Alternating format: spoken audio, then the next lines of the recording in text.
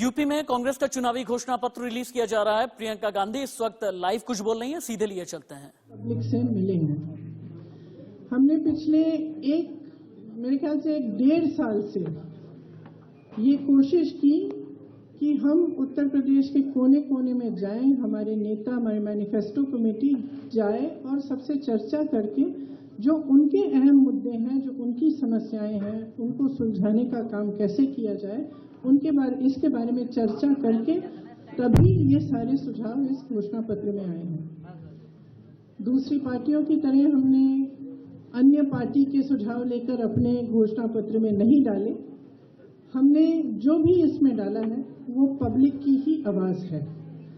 जैसे लल्लू जी ने कहा, हमने पिछले 2 सालों से बहुत संघर्ष किया, लेकिन हमारा संघर्ष पब्लिक के संघर्ष के मुकाबले में कुछ नहीं है।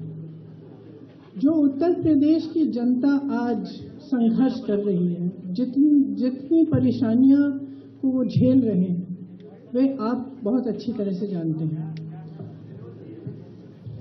जो सबसे बड़ा मुद्दा है, रोजगार का मुद्दा, उसके बाद महंगाई का मुद्दा, इन दोनों को निपटाने के लिए इन समस्याओं को किस तरह से हम सुलझाएं, उसके लिए हमने बहुत चर्चा की और हमने काफी इस विधान में भी और जो भर्ती विधान है, शक्ति विधान है, उसमें भी हमने इसके बारे में अपनी घोषणाएं की हैं। तो मैं कुछ मुख्य बिंदु इस घोषणा पत्र के मैं आपको पढ़ के सुनाना चाहती हूँ। सबसे पहले तो जो हमारी प्रतिज्ञाएं थी, जिनके बारे में आपको पहले से जानकारी है, लेकिन एक बार दोहराना चाहती हूँ मैं कि किसानों का पूरा कर्जा माफ किया जाएगा। हम ये कह रहे हैं कि हमारी सरकार जब बनेगी तो 10 दिन के अंदर अंदर किसानों का कर्ज। तो आप सबने देखा होगा कि शपथ लेते ही 3 घंटों के अंदर अंदर किसानों के कर्ज माफ किए गए। उसी तरह से हम यहाँ भी उत्तर प्रदेश में ये करना चाहते हैं। 2500 में गेहूं, धान और 400 में गन्ना खरीदा जाएगा। बिजली बिल सबका हाफ किया जाएगा। कोरोना काल में जिस का बकाया है वो साफ किया जाएगा, खत्म किया जाएगा। जिसको कोरोना से सबसे ज्यादा आर्थिक मार पड़ी, उन परिवारों को 25,000 रुपए दिए जाएंगे ताकि वो एक बार फिर अपने पैरों पे खड़े हो सकें। हमने पहले भी ये बहुत बार घोषणा की है, फिर से दोहरा रहे हैं कि 20 लाख सरकारी रोजगार दिलवाएंगे। इसका पूरा खाका तैयार करके हमने भर्ती विधान में आपको कुछ दिनों पहले बताया था। उसमें से 12 लाख सरकारी पद खाली पड़े हैं, जिन्हें भाजपा की सरकार ने 5 सालों से नहीं भरा।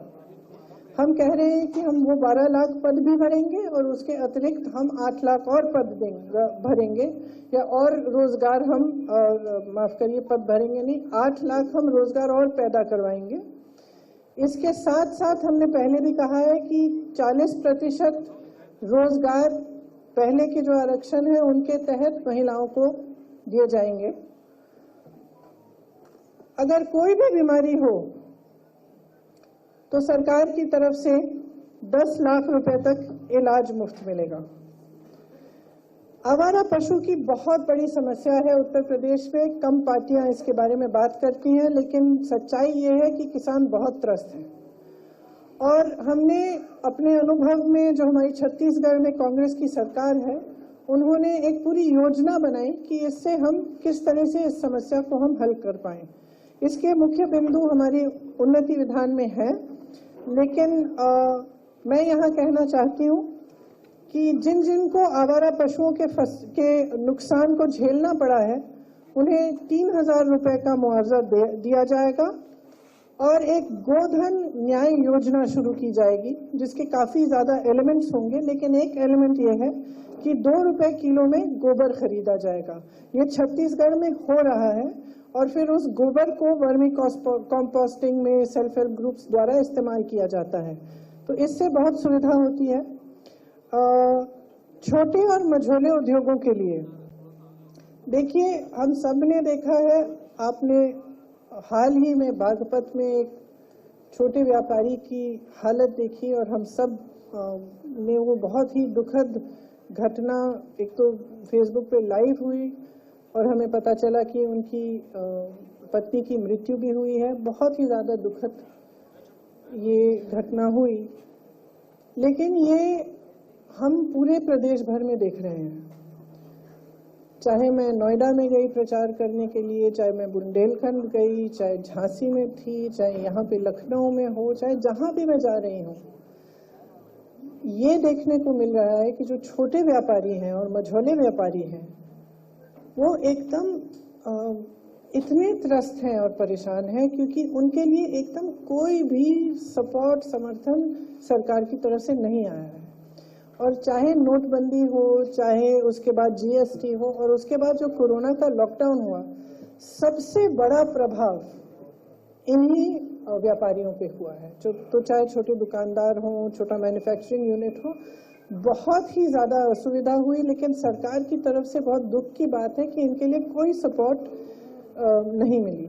और इस बजट में जो 2-3 दिन पहले आई, उसमें भी आपने देखा होगा कि जहां बड़े बड़े उद्योगपतियों के लिए, जो प्रधानमंत्री जी के मित्र हैं, उनके लिए तमाम योजनाएं, तमाम समर्थन और हर चीज लिखी गई, लेकिन इन छोटे व्यापारियों के लिए कुछ नहीं लिखा गया, गरीबों के लिए कुछ नहीं लिखा गया। इसीलिए हम चाहते हैं कि एक खास मदद हम छोटे व्यापारियों की करें। इसमें मुख्य बिंदु ये है कि जो पारंपरिक क्लस्टर्स होते थे, जैसे मुरादाबाद में पीतल का क्लस्टर, कानपुर में लेदर, इनको हम और मजबूत बनाएं। और इसमें नौजवानों को, अगर नौजवान अपना छोटा व्यापार शुरू करना चाहता है, अपना मैन्युफैक्चरिंग करना चाहता है, एक यूनिट खड़ा करना चाहता है, उसके लिए हमने भर्ती विधान में ऑलरेडी बोला था कि हम किस तरह की सुविधाएं देंगे।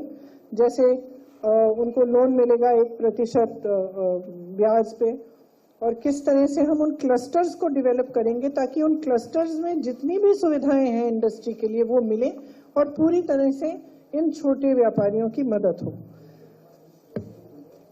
श्रमिकों और कर्मचारियों के लिए हमने ये प्रपोजल दिया है कि आउटसोर्सिंग बंद की जाएगी। संविदा कर्मियों का नियमितीकरण कई चरणों में किया जाएगा। सफाई कर्मियों को नियमित किया जाएगा। तो ये हमारे इस उन्नति विधान में है कि हम आउटसोर्सिंग बंद करना चाहते हैं। हम चाहते हैं कि आस्ते आस्ते एक एक करके कुछ चरणों में जितने भी आउटसोर्स्ड हैं और अभी संविदा कर्मी हैं उनका नियमितीकरण हो। नियमितीकरण से उनका जो मानदेय है वो सम्मानजनक बन जाएगा और अन्य सुविधाएं अन्य सुविधाओं का लाभ ले पाएंगे। रसोइया का जो मानदेय है उसको हम 5,000 रुपए तक प्रतिमाह बढ़ाना चाहते हैं। जहां तक शहरी विकास की बात है, झुग्गी वासियों को भूमि अधिकार दिया जाएगा। झुग्गी वाली जमीन आपके नाम की जाएगी और मध्यम वर्ग को किफायती आवास के लिए भूमि को और आर्थिक प्रोत्साहन मिलेगा। ग्रामीण विकास के लिए दो जो मुख्य बिंदु हैं, हालांकि इसमें शहरी विकास, ग्रामीण विकास, मिडिल क्लास के लिए और बहुत सारे बिंदु हैं, लेकिन मैं ज्यादा समय अभी नहीं लेना चाहती। जो मुख्य बिंदु है ग्रामीण विकास में, ग्राम प्रधान का वेतन हम 6,000 रुपए प्रति माह तक बढ़ाना चाहते हैं और चौकीदारों का वेतन 5,000 रुपए प्रति माह तक। स्वास्थ्य सेवाओं के लिए जो बजट में पैसा एलोकेट किया जाता है वो काफी कम है उत्तर प्रदेश में। हम इसको 5% बढ़ाना चाहते हैं। कोरोना के दौरान जान गंवाने वाले कोविड योद्धाओं को 50 लाख रुपए का मुआवजा मिलेगा। शिक्षा में स्कूल फीस में जो बेतहाशा बढ़ोतरी हो रही है उस पर नियंत्रण किया जाएगा। ब्लॉक स्तर पर इंटरनेट व अन्य सुविधाओं से युक्त सार्वजनिक पुस्तकालय बनाए जाएंगे। शिक्षकों के खाली कुल 2 लाख पदों को भरा जाएगा। एड हॉक शिक्षकों और शिक्षा मित्र को, ये प्लीज ध्यान से सुनिए, एड हॉक शिक्षकों और शिक्षा मित्रों का अनुभव व सेवा अनुसार नियमितीकरण किया जाएगा। ये एक बहुत बड़ा डिमांड था और शिक्षा मित्रों ने इसके लिए बहुत संघर्ष किया मैं बहुत सारी महिलाओं से मिली, बहुत सारी शिक्षा मित्रों से मिली जो सालों से संघर्ष कर रहे हैं कि उनका मानदेय बढ़े, कि उनका नियमितीकरण किया जाए। तो हम उनको कहना चाहते हैं कि हमने आपकी आवाज़ सुनी और अगर हमारी सरकार बनेगी तो हम ये काम आपके लिए करके दिखाएंगे। संस्कृत और उर्दू शिक्षकों के खाली पद जो हैं वो भी भरे जाएंगे। सामाजिक न्याय के लिए अनुसूचित जाति के छात्रों व अनुसूचित जनजाति के छात्रों को केजी से पीजी तक मुफ्त शिक्षा मिलेगी। अति पिछड़ी जातियों के लिए आरक्षण का सब कोटा बनाया जाएगा। निषादों को नदियों से संसाधनों पर अधिकार मिलेगा। अति पिछड़ी जातियों के लिए छात्रवृत्ति, हॉस्टल्स जैसे लक्षित कार्यक्रम इस उन्नति विधान में है। कारीगरों व बुनकरों के लिए विधान परिषद में एक आरक्षित सीट। मैं तो चाहती हूँ कि आप मीडिया के लिए भी एक आरक्षित सीट होनी चाहिए इसमें। तो कर दीजिए ना कि कोल समुदाय को अनुसूचित जनजाति का दर्जा दिया जाएगा। दिव्यांग बहनों और भाइयों के लिए 3,000 रुपए प्रति माह का पेंशन। मैं झांसी गई थी, उस समय मुझसे कुछ लोग मिले थे और उन्होंने मुझे कहा था कि उनका पेंशन बहुत ही कम है, कम से कम 3,000 रुपए प्रति माह तक बढ़ाना चाहिए। तो उनकी बात सुनते हुए मैंने सबसे बात की, चर्चा की और ये हमने तय किया कि ये बिल्कुल पॉसिबल है और हम इसको करेंगे। तो मैं आपको खास बताना चाहती हूँ जो मुझसे मिले थे कि ये आपकी मांग हमने इस घोषणा पत्र में डाली है। महिला पुलिस कर्मियों को उनके गृह जनपद में पोस्टिंग की अनुमति। बहुत सारी महिला पुलिस कर्मियों से मैं इत्तेफाक से मिली हूँ। कुछ कई लोगों ने मुझे हिरासत में लिया, उस समय बातचीत करने का मौका मिला और पता चला कि किसी का घर नोएडा में है, पोस्टिंग सीतापुर में है।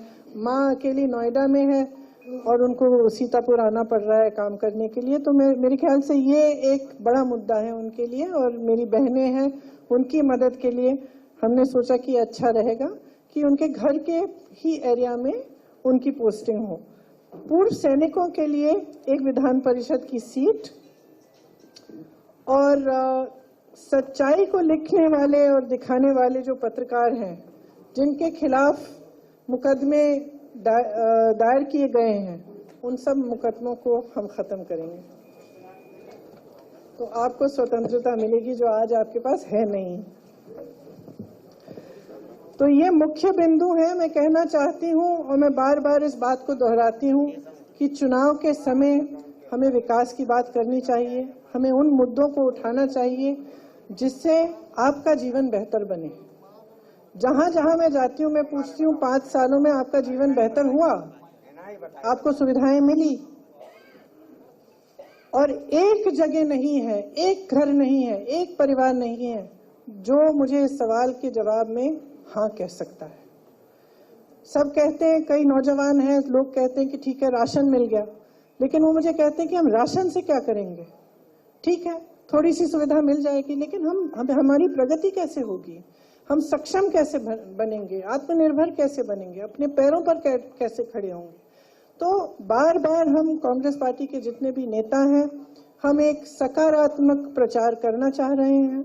हम चाह रहे हैं कि उत्तर प्रदेश की बात हो, आपकी जनता की बात हो, आपके विकास की बात हो। और मैं जो भी देख रहे हैं इस प्रोग्राम को, मैं आपसे आग्रह करती हूं कि आप सारे राजनीतिक दलों से विकास पर अपने जो मुद्दे हैं, आपके मोहल्लों में, गलियों में नल क्यों नहीं है, सड़कें क्यों नहीं बनी हैं, बिजली क्यों नहीं है, पानी क्यों नहीं आ रहा है, शिक्षा की सुविधा क्यों नहीं है, सेहत के लिए क्या सुविधा है, ये सब सवाल आप उठाएं और उनको मजबूर करें कि इन सवालों पे चुनाव लड़ा जाए। तो आशा है कि हमारा जो घोषणा पत्र है इसमें आपकी बहुत सारी समस्याओं के समाधान की बात है। आप सब इसको ध्यान से पढ़ेंगे और वोट डालने के समय भी इस पर आप अपना ध्यान आकर्षित करेंगे। बहुत धन्यवाद जी। हम लोग एक एक करके सवाल लेंगे और पहले इसी विषय पर अगर आप सवाल पूछें तो उसका स्वागत है। एक एक करके लेने दीजिए। डिसाइड कर लीजिए कौन हाँ एक एक करके लेंगे। 1 मिनट रुक जाइए पहले इधर से।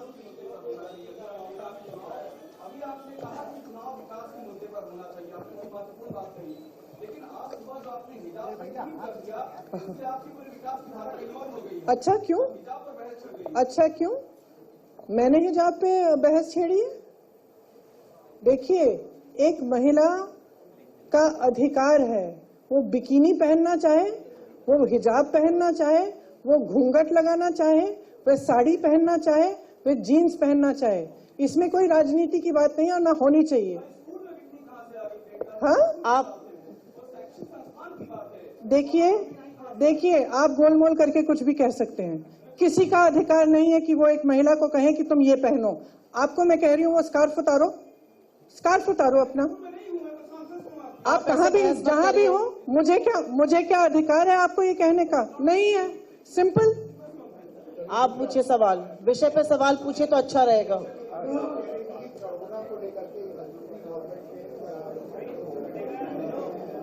जी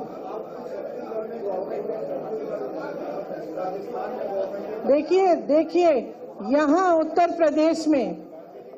प्रदेश में जब ऑक्सीजन नहीं मिल रहा था तो छत्तीसगढ़ की सरकार ने छत्तीसगढ़ से यहाँ टैंकर भेजे हैं।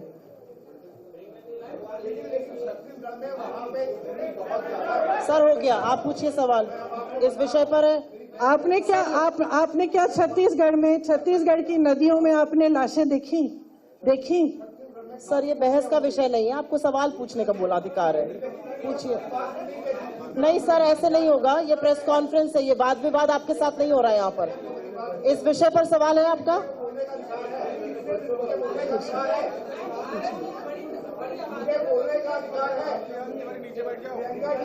सर ये गलत बात है, आप गलत कर रहे हैं, ये प्रेस कॉन्फ्रेंस है, थोड़ा सा अनुशासन रखिए। आपसे हाथ जोड़ के निवेदन है मेरा।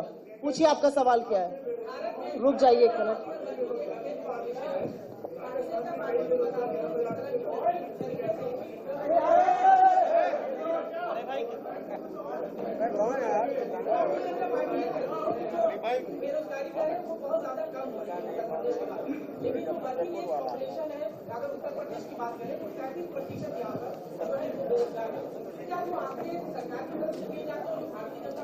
देखिए, मैं तो भारतीय जनता पार्टी पे भरोसा नहीं करती, तो मैं उनके आंकड़ों पर भी भरोसा नहीं कर रही हूँ।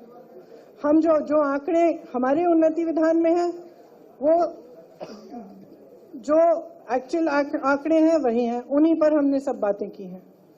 तो मैं उनकी बात नहीं कर सकती। वो कौन से आंकड़े देते हैं? वो तो कहते हैं कि सब खुशहाल है, वो तो कहते हैं कि बहुत प्रगति हो रही है। मैं घर घर में जाती हूँ और कुछ नहीं है, महंगाई से लोग अपनी रोजी रोटी नहीं कमा पा रहे हैं। पूछिए आपका सवाल पीछे।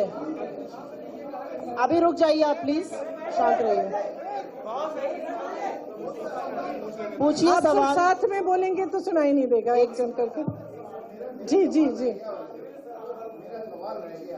आपका सवाल छत्तीसगढ़ के बारे में, आप छत्तीसगढ़ जाके पूछ लीजिए। सर ये गलत बात है जो आप कर रहे हैं, इस तरह से पत्रकार वार्ता नहीं होती है। आप अपने साथियों के साथ गलत कर रहे हैं। पूछिए आप अपना सवाल। बताइए जी।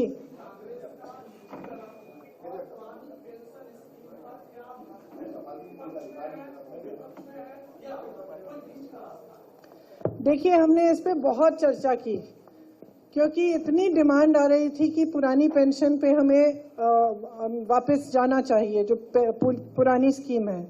हमने बहुत चर्चा की। हम सोचते हैं कि इसमें एक मध्य का रास्ता निकाला जा सकता है, जिस तरह से जितना सरकार का कंट्रीब्यूशन है वो बढ़ाया जा सकता है। तो इसका मेरे ख्याल से आपके सवाल के जवाब में एक मध्य का रास्ता ही ढूंढना पड़ेगा। इस सवाल पूछिए। एक मिनट रुक जाइए सर, आएंगे अभी आपके पास। पूछिए। जरा जोर से बोलिए। कुलियों से। जी, हमने सबके लिए इसमें लिखा है, आप देख लीजिएगा। हम एक अंतिम सवाल लेंगे, आप पूछिए। आप पूछिए। इस तरह से नहीं हो सकती प्रेस का वार्ता। आप उधर आते ना, आप यहाँ पे क्यों? उनको पूछिए सवाल। आप पूछिए। महिला सवाल पूछना चाह रही है यहाँ पे। नहीं, वो पहले खड़े हुए थे, उनके बाद आप पूछिए।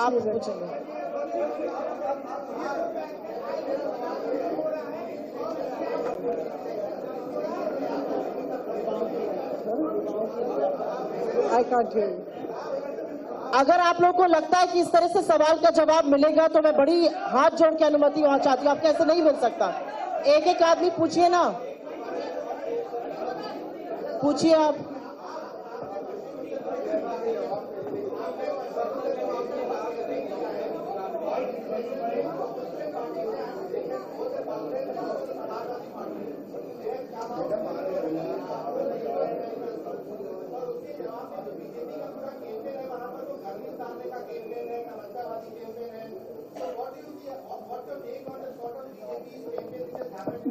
देखिए, मैंने पहले भी कहा है कि गर्मी निकालना, चर्बी निकालना, ये क्यों बातें हो रही हैं? भर्ती निकालिए, खाली पद पड़े, भर्ती निकालिए।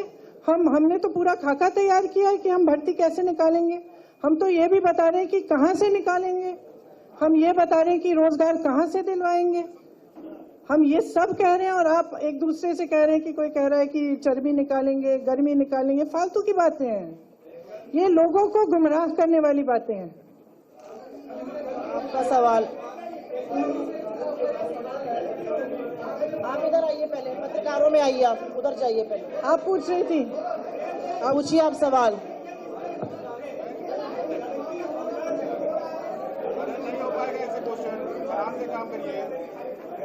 हाँ जी, you don't see me as a fighting girl. अगर ये नहीं लड़ रही है तो कौन लड़ रहा है? सर बैठ जाइए आप। चलिए आप सवाल पूछिए। आपका हो गया सवाल? नहीं, बहुत सारे लोग हैं, पूछिए। वो महिला कुछ पूछना चाह रही है, उसके बाद हम प्रेस कॉन्फ्रेंस खत्म करेंगे।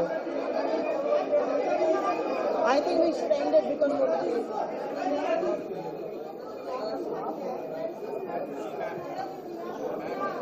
देखिए, सबको खुश नहीं कर सकते। 40% महिलाएं हैं जो महिलाएं लड़ना चाह रही थी, बहुत सारी थी, उससे ज्यादा थी। हर सीट पे 4-4, 5-5 महिलाएं थी, उनमें से एक ही चुन सकते थे ना। तो देखिए, किसी न किसी को तो निराश होना है ना। I think we should end it. धन्यवाद, आप सबको बहुत बहुत धन्यवाद।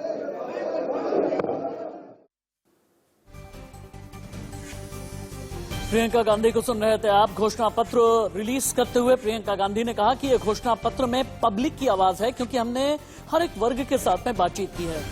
अगर सरकार आती है कांग्रेस की यूपी में, तो किसानों का पूरा कर्ज 10 दिन के अंदर माफ कर देंगे। 2500 में गेहूं धान की खरीद, 400 में गन्ना, बिजली बिल हाफ कर दिया जाएगा और जो बकाया है वो पूरी तरह से माफ कर दिया जाएगा। 20 लाख सरकारी रोजगार का सृजन किया जाएगा। 40% महिलाओं को आरक्षण दिया जाएगा। 2 रुपए किलो में गोबर की खरीदी की जाएगी। किसानों का पूरा कर्ज माफ करेंगे। सरकार बनते ही 10 दिन में पूरा कर्जा माफ किया जाएगा।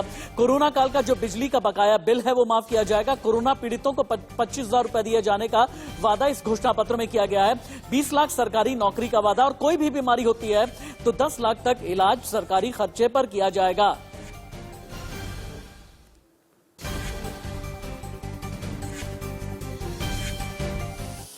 और यहां पर रुकेंगे एक छोटे से ब्रेक के लिए। कहीं मत जाइएगा, बस थोड़े से इंतजार के बाद खबरें जारी हैं।